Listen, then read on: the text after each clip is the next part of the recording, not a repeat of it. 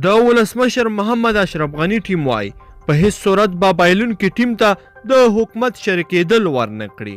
د چې د اشرف غني ټیم نور څه ویلي دي په همدغه ویډیو کې ټول جزئیات راسره کتلی شئ. درنو لیدونکو السلام علیکم، وخت مو بخیر. د ولسمشر محمد اشرف غني په مشرۍ دولت جوړونکي ټیم هغه ګنګوسې رد کړي دي چې ګواکې دوی له ثبات او همپالنې ټیم سره د شریک حکومت جوړولو په اړه خبرې کړي دي.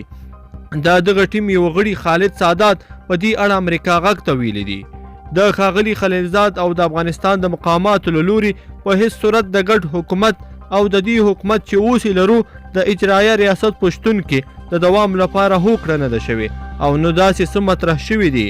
په ټوله کې د ولسمشر اشرف غني او امریکایي مقاماتو خبرې په ډیپلوماتیک چوکاټ کې له طالبانو سره د سولې د خبرو اترو په لړۍ باندې سرخیږي.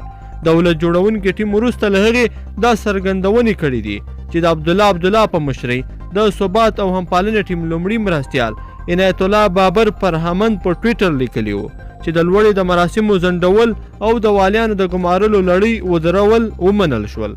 سوله د ثبات او همپالنې د انتخاباتي برنامې یو لومړیتوب دی او ویبه، خو د ملت د پاکو رایو څخه د دفاع لپاره د کرښې تر پایه ولاړ او ژمن یو. ګرانو لیدونکو په دې هیله چې دغه ویډیو به مو راسره تر پایه پورې کتلی وي. که مو دغه ویډیو خوښې شوي نو دا ویډیو د سره لایک کړئ او زموږ چینل هم سبسکرایب کړئ. تر بلې ویډیو پورې د لوی الله په امان.